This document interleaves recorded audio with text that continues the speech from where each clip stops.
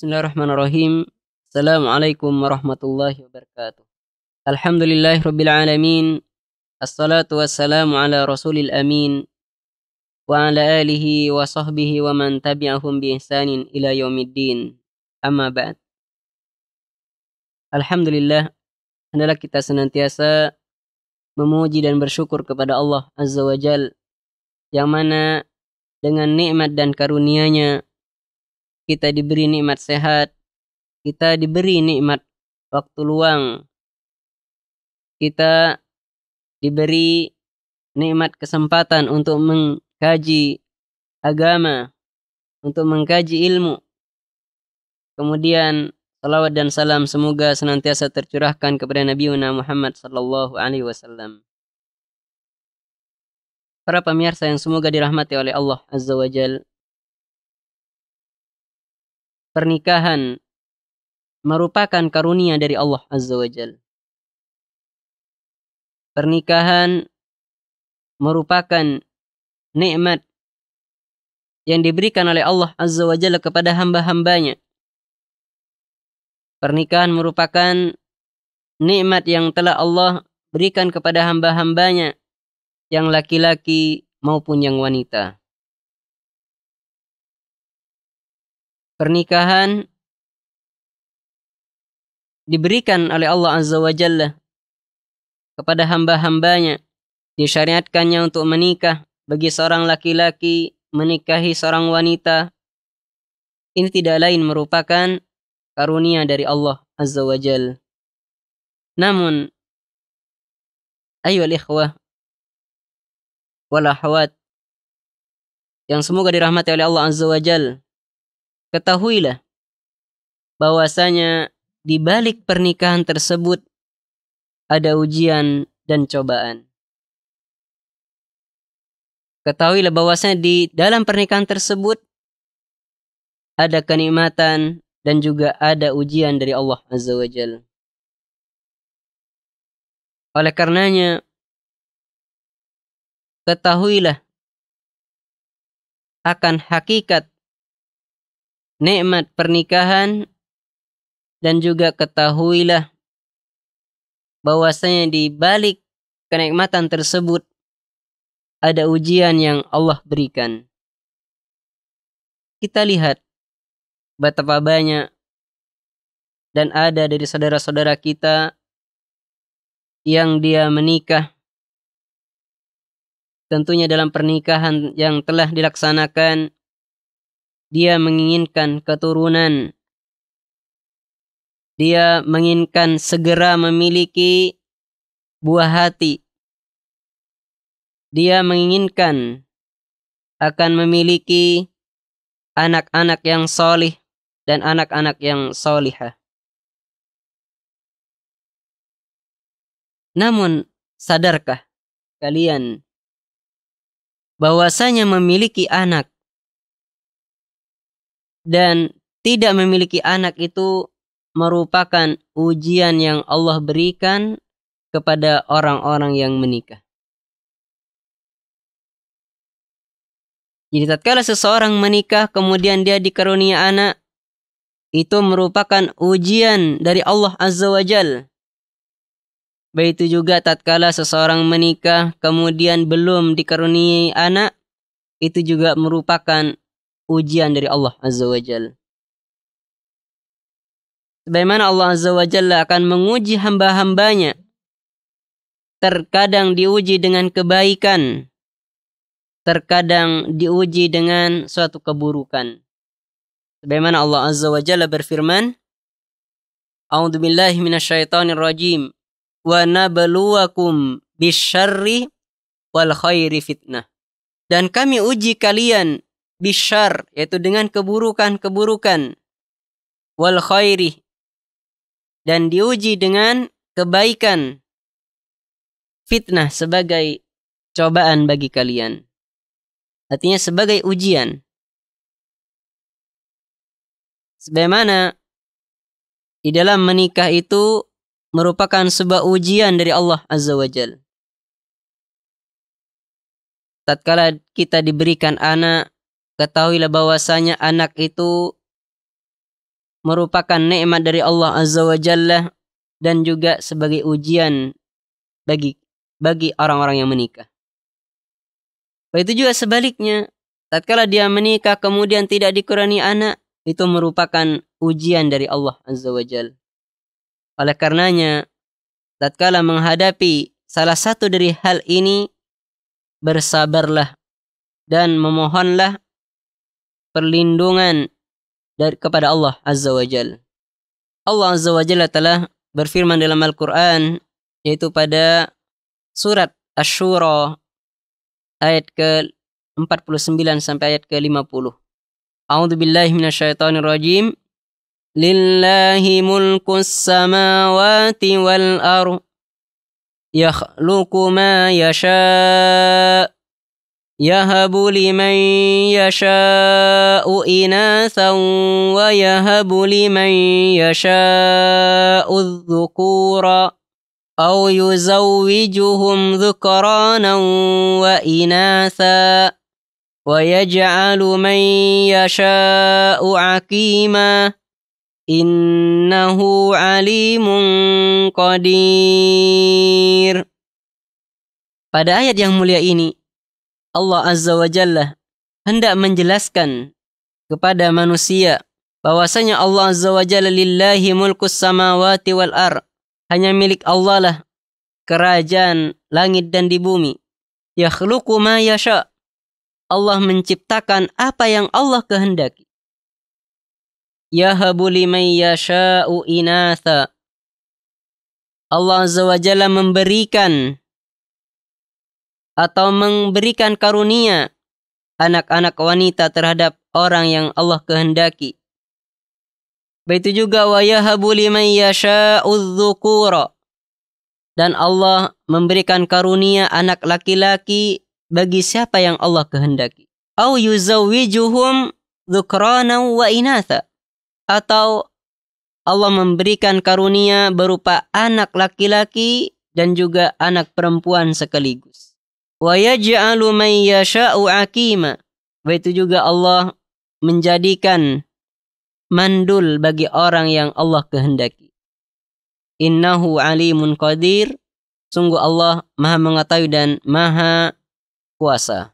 Jadi pada ayat ini, tatkala seseorang menikah, kemudian dia dikaruniai anak perempuan, maka sadarlah bahwasanya anak perempuan tersebut merupakan nikmat dari Allah Azza wa Jalla yang Allah berikan kepada hamba-hambanya. Oleh karenanya tatkala mendapatkan anak perempuan, berbahagialah, bersyukurlah kepada Allah Azza wa Jalla. Begitu juga sebaliknya, tatkala diberikan anak berupa laki-laki, maka bersyukurlah kepada Allah Azza wa Jalla, karena hal tersebut merupakan nikmat dari Allah Azza wa Jalla. Dan bisa saja nikmat tersebut tidak diberikan kepada orang lain. Kemudian sebaliknya, begitu juga tatkala diberikan anak laki-laki dan perempuan, maka bersyukurlah kepada Allah Azza wa Jalla, karena hal tersebut merupakan nikmat dari Allah Azza wa Jalla. Begitu juga tatkala Allah Azza wa Jalla mentakdirkan belum memiliki anak, maka juga bersabar dan teruslah berdoa kepada Allah Azza wa Jalla. Bukankah kita bisa mendapat pelajaran-pelajaran dari kejadian-kejadian umat-umat terdahulu? Bukankah kita dapat mengambil pelajaran dari kisah-kisah para nabi dan kisah para rasul? Nabi Lut alaihissalam, dia dikaruniai anak perempuan oleh Allah Azza wa Jalla dan tidak memiliki anak laki-laki. Begitu juga Nabi Ibrahim alaihissalam diberikan karunia anak laki-laki oleh Allah Azza wa Jalla dan tidak memiliki anak perempuan. Kemudian Nabi Muhammad sallallahu alaihi wasallam dikaruniakan anak laki-laki, begitu juga anak perempuan. Kemudian Nabi Yahya alaihissalam, dia tidak dikaruniai anak oleh Allah Azza wa Jalla. Dari sini dapat kita ambil pelajaran. Tatkala di dalam pernikahan kemudian dikaruniai anak, itu tidak lain merupakan karunia dan ujian dari Allah Azza wa Jal. Begitu juga tatkala belum dikarunia anak, itu juga adalah ujian dari Allah Azza wa Jalla, maka berusaha menerima dan bersabar. Sebagaimana Allah telah mengingatkan kepada manusia agar dia tidak lalai. Allah mengingatkan bahwasanya harta begitu juga anak itu merupakan ujian dari Allah Azza wa Jalla. Anak itu menjadi nikmat bagi orang tuanya. Ada kalanya anak itu menjadi bumerang bagi orang tuanya. Bagaimana Allah Azza wa Jalla berfirman, A'udzu billahi minasyaitonir rajim. Innama amwalukum wa auladukum fitnah. Sungguh harta-harta kalian, begitu juga anak-anak kalian, itu sebagai ujian bagi kalian, sebagai cobaan. Kita lihat tatkala Allah Azza wa Jalla memberikan anak yang salih, keturunan yang salihah, maka anak tersebut akan menjadi kenikmatan dan kebahagiaan kepada orang tuanya. Begitu juga sebaliknya, tatkala Allah berikan anak-anak yang talih, anak-anak yang durhaka, hal tersebut merupakan ujian kepada orang tuanya. Bagaimana anak yang salih dan saleh itu akan memberikan manfaat kepada orang tuanya, begitu juga sebaliknya anak yang durhaka itu akan memberikan sesuatu yang buruk kepada orang tuanya. Di sini bahwasanya diberikan anak ataupun tidak itu merupakan ujian dari Allah Azza wa Jalla. Oleh karenanya kita harus menyikapi kenikmatan pernikahan ini, menyikapi dengan lapang dada terhadap apa yang terjadi setelah pernikahan. Baik dikarunia anak maupun tidak, kita harus berusaha bersabar. Tatkala memiliki anak, kita bersabar mendidik anak-anak kita. Kita didik semoga menjadi anak-anak yang salih dan salihah. Begitu juga tatkala kita menikah belum dikarunia anak, maka bersabarlah, karena hal tersebut merupakan ujian dari Allah Azza wa Jal. Bagi Anda yang telah menikah, kemudian dikaruniai anak oleh Allah Azza wa Jalla, maka berusahalah untuk mendidik anak-anaknya, untuk menjadi anak-anak yang salih, atau menjadi anak-anak yang salihah. Karena orang tua itu merupakan tempat pendidikan pertama bagi anak-anaknya. Sebagaimana dalam hadis Nabi sallallahu alaihi wasallam, beliau mengatakan, kullu mauludin yuladu 'alal fitrah. Jadi setiap anak yang dilahirkan itu dia lahir dalam kondisi bersih, dalam kondisi suci. Atau kama qala Nabi sallallahu alaihi wasallam, fa bi abawaihi ayyuhawidanihi aw yunassiranihi aw yumajjisani. Maka disebabkan oleh kedua orang tuanya, apakah dia hendak dijadikan orang-orang Yahudi, ataukah orang-orang Nasrani, ataukah orang-orang Majusi. Maka pada hadis ini menunjukkan betapa pentingnya orang tua dalam mendidik anak agar dia tidak salah didikan atau agar dia tidak salah di dalam belajar agama. Maka orang tua itu berkewajiban untuk memilih pendidikan yang baik untuk anak-anaknya, yaitu mendidik anak-anak yang salih dan salihah, menjadi anak yang salih dan salihah. Bagaimana tatkala anak tersebut menjadi anak yang salih, maka dia akan bermanfaat kepada kedua orang tuanya. Bagaimana Nabi SAW mengatakan, idza mata banu adamah inqata amaluhu illa min salas. Apabila anak Adam itu meninggal, inqata amaluhu, maka terputuslah semua amalan-amalannya, illa min salas, kecuali 3 hal. Yang pertama adalah sedekah jariyah, itu sedekah yang dia infakkan di jalan Allah Azza wa Jalla, yang mana pahalanya akan terus mengalir. Au ilmin yuntafa'u bih, atau ilmu yang bermanfaat, ilmu yang diajarkan kepada orang lain, maka itu akan bermanfaat. Au waladin salihin yad'ulah, atau anak yang salih yang dia mendoakan kedua orang tuanya. Maka tatkala dia menjadi anak yang salih, dia akan berbakti kepada kedua orang tuanya, dia akan mendoakan kedua orang tuanya. Maka di antara usaha orang tua mendidik anaknya menjadi anak yang salih adalah dia mengajarkan kalimat tauhid dari sejak dini. Dia mengajarkan kalimat tauhid. Dia mengajarkan kalimat tauhid la ilaha illallah. Dia tuntun sejak anak sudah mulai belajar berbicara. Atau dalam usia masih di dalam asuhan seorang ibu, dalam usia menyusui. Sebagaimana hal ini telah dicontohkan oleh sahabiyah Ummu Sulaim, bahwasanya beliau mentalkin atau mengajarkan kalimat la ilaha illallah sebelum anaknya disapih. Jadi Ummu Sulaim mengajarkan kalimat tauhid, yaitu ucapan la ilaha illallah, diajarkan kepada anaknya sebelum anak tersebut disapih.